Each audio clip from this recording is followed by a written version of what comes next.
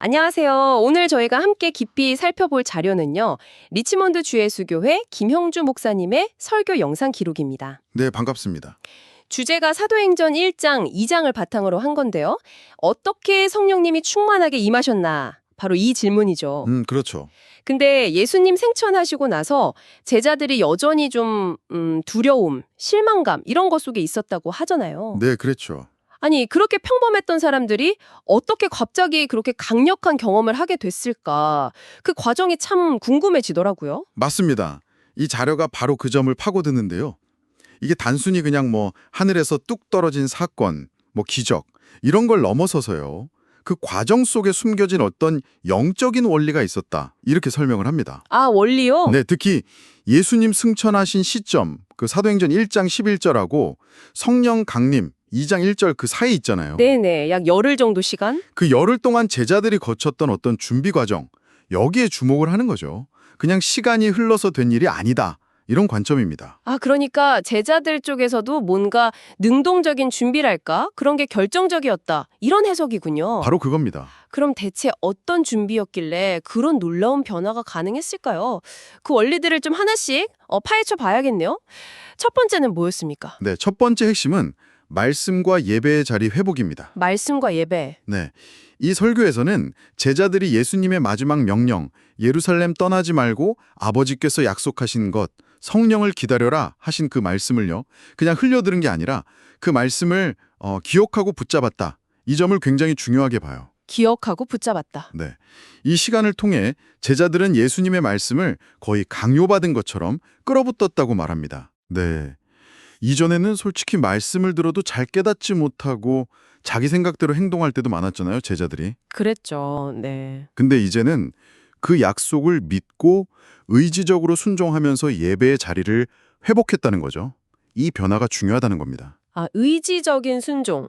확실히 이전과는 다른 태도네요. 네, 단순히 정해진 시간에 그냥 드리는 종교 행위, 이걸 넘어서서 삶 속에서 말씀을 계속 기억하고 주님을 경배하는 자리를 스스로 마련했다는 거죠. 그 설교에서 나온 비유가 참 인상적이었는데 마치 풍선에 계속 바람 넣는 것처럼요. 아, 네네. 보이지는 않지만 그 약속 붙들고 예배하는 동안 무언가 계속 영적으로 채워지고 준비되고 있었다. 이런 느낌이군요. 맞아요.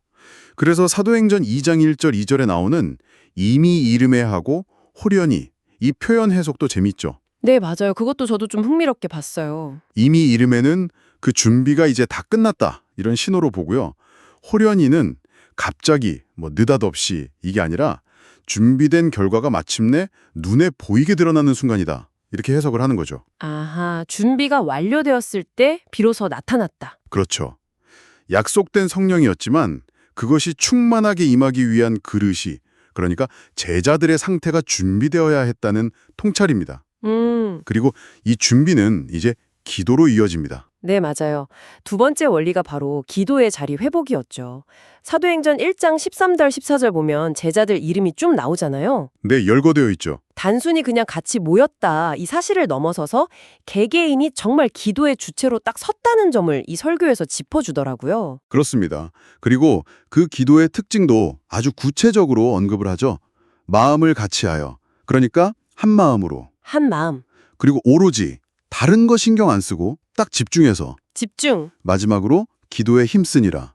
꾸준하게 처음 그 마음을 계속 유지하면서 기도했다는 겁니다. 아, 꾸준함까지. 네, 이 세 가지 요소, 흩어졌던 마음들이 하나가 되고 다른 것에 한눈 팔지 않고 오직 기도에만 집중하고 또 그 처음의 간절함을 잃지 않고 꾸준히 매달렸다는 거죠.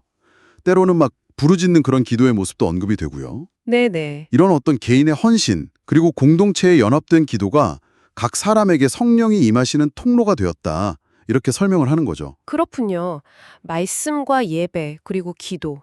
이것만으로도 사실 대단한 준비 같은데 또 다른 중요한 단계가 있었다고요. 네, 마지막 세 번째 원리가 이게 또 상당히 흥미로운데요. 네, 저도 이게 참 인상 깊었어요.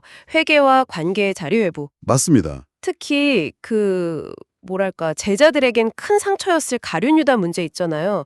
이걸 피하지 않고 정면으로 다뤘다는 점이 저는 좀 놀라웠어요. 바로 그 지점입니다. 베드로가 유다를 가리켜서 말할 때 본래 우리 수 가운데 참여하여 이 직무의 한 부분을 맡았던 자 이렇게 표현하잖아요. 사도행전 1장 17절에요. 네. 설교자는 이 대목을 주목합니다. 그냥 저 배신자 이렇게 낙인 찍는 게 아니라 그도 우리 중 한 사람이었다 이렇게 인정하는 거죠. 아, 우리 중 한 사람. 네, 그리고 여기서 더 나아가서 나도 가룟 유다였다는 어떤 공동체적인 회개로까지 이어집니다. 이건 특정 개인의 문제라기보다는 우리 모두의 연약함으로 이걸 끌어안는 그런 성숙함을 보여주는 대목이라는 거죠. 아, 그러니까 개인적인 죄의 고백, 이걸 넘어서서 공동체가 함께 자신들의 실패나 상처를 인정하고 관계에 있던 어떤 벽 같은 걸 허무는 과정이었군요. 그렇죠. 그 막힌 담을 허는 과정. 그리고 나서 새 사도를 뽑을 때도 보면 그냥 자기들이 정하는 게 아니라 무사람의 마음을 아시는 주여 이렇게 기도하면서 인간적인 판단 대신에 하나님 뜻에 맡기는 모습.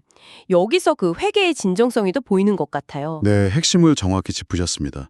문제를 정직하게 딱 인식하고 공동체적으로 회개하고 그리고 최종 결정의 주권을 하나님께 온전히 맡기는 신뢰와 순종. 설교는 이것이야말로 성령 충만을 위한 마지막 관문이었다 이렇게 해석합니다.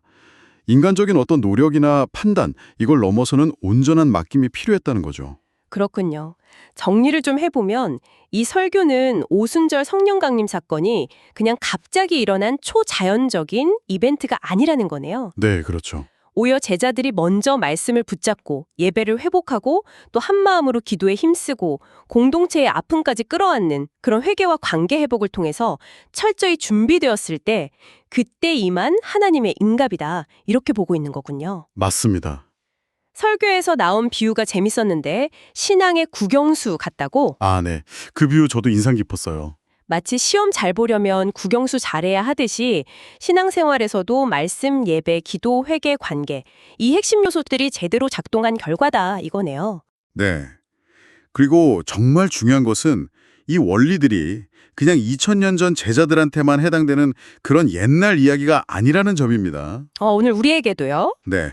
오늘 우리에게도 동일하게 적용될 수 있다. 이 점을 설교자는 계속 강조하고 있습니다. 그렇다면 오늘 이 내용을 들으신 청취자 여러분께 한번 질문을 던져보고 싶네요. 당신의 삶에서 이 설교가 강조하는 말씀을 의식적으로 붙잡는 자리, 또 기도에 좀 더 집중하는 시간, 그리고 어쩌면 좀 불편할 수 있는 깨어진 관계를 돌아보고 회복하려는 노력. 이게 과연 어떤 모습으로 구체화될 수 있을까요? 잠시 한번 멈춰서 스스로에게 질문해 보시는 것도 좋지 않을까 싶습니다.